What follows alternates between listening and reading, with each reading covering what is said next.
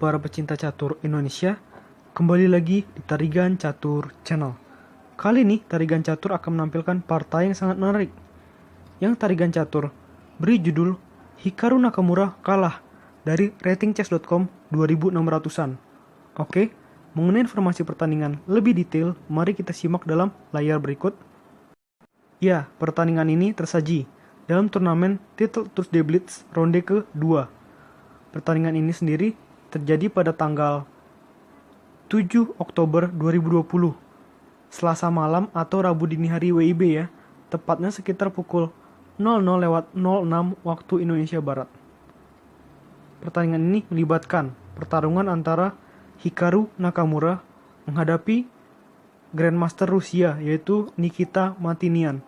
Tanpa berlama-lama, langsung saja kita masuk ke papan untuk melihat kerasnya pertarungan ini. Di sini, Nikita Matinian menggunakan catur boh hitam dengan rating chess.com hanya 2635 menghadapi Hikaru Nakamura yang memegang catur boh putih dan merupakan pecatur yang memiliki rating online chess.com pada sektor blitz tertinggi ya dengan 3213. Di sini Hikaru memulai permainan dengan kuda F3, ini adalah pembukaan reti. Dibalas oleh Nikita dengan pion G6, persiapan V1 gajah sekaligus. Nikita mengajak Hikaru bermain dalam variasi pembukaan Zukertort atau Zukertort opening. Dengan variasinya adalah King Side atau sayap raja ya. Pion E4, gajah G7, pion D4, pion D6, gajah C4, kuda F6, menteri E2, rokade pendek oleh hitam. Pion E5, di sini mengajak pertukaran pion ya oleh putih. Bagaimana respon dari Nikita? Pion D pukul E5, pion D pukul E5 dengan tempo mengancam kuda hitam lagi. Kuda hitam pindah ke D5, rokade pendek oleh Hikaru Nakamura. Gajah G4. Di sini Nikita ingin memimpin kuda putih ya, sekaligus menguasai petak diagonal H5 D1, benteng menuju D1, pion C6, pion H3, gajah pukul kuda di F3, menteri pukul F3, pion E6 untuk memperkuat ya kuda hitam yang ada di petak D5 agar lebih strategis. Menteri E4, kuda D7, pion F4. Ini adalah langkah yang dapat dikatakan blunder ya oleh analisa komputer. Inilah juga awal mengapa Nikita Matinian berhasil mengacak-ngacak pertahanan dari Hikaru Nakamura. Di sini menurut analisa komputer ada langkah yang lebih baik dari pion F4, yaitu dengan melakukan langkah gajah F1. Apabila langkah ini yang dilakukan, maka menurut analisa komputer yang terjadi akan seperti ini. Pion B5, pion A4, pion B4, pion C4, pion B pukul C3 dengan N pasan, kuda pukul C3, benteng B8, dan seterusnya ya. Namun, setelah langkah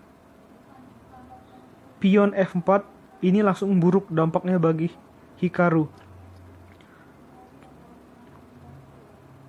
Di sini, Nikita melakukan langkah pion B5, otomatis gajah ke F1. Menteri B6 skak, raja pindah ke H1. Kuda C5, inilah kuda yang akan sangat membahayakan pertahanan Hikaru ya. Menteri pindah ke E1, benteng A menuju D8. Pion C3, pion F6, Pion E pukul F6, gajah pukul F6. Pion G3, benteng D menuju E8, gajah G2, pion E5, pion F5, pion G pukul F5, pion A4, pion E4, pion A pukul B5, kuda D3. Di sini adalah langkah yang sangat luar biasa ya, mengancam Menteri Putih dan juga Gajah Putih sekaligus. Setelah Menteri pindah ke E2, ada langkah kuda skak di F2 dengan menggarpu raja dan benteng. Inilah yang membuat pertahanan dari Hikaru semakin lemah ya. Raja pindah ke H2, kuda pukul benteng dan menteri pukul kuda. Di sini jelas lawan sudah unggul cukup banyak ya, karena Hikaru kehilangan benteng sedangkan Nikita hanya kehilangan kuda. Gajah pindah ke E5, kuda A3, menteri pindah ke F2.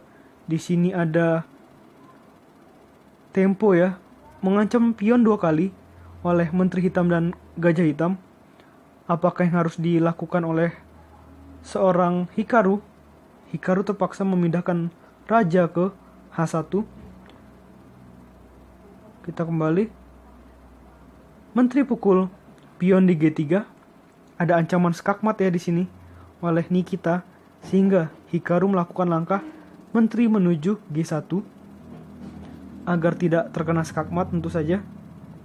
Raja pindah ke H8, kuda C4, gajah F6, pion B pukul C6, pion F4, gajah D2, pion F3 dengan tempo mengancam Gajah Putih.